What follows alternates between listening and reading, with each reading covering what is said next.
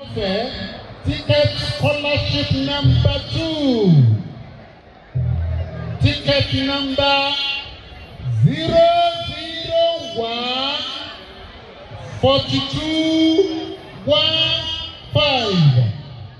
I repeat, 001 4215. Ticket scholarship number 3.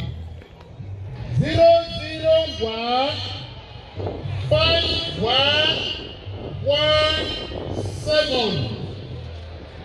001 5117. Ticket scholarship number 4.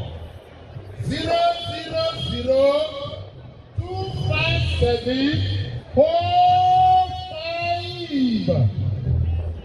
Ticket number 0025745. The next scholarship ticket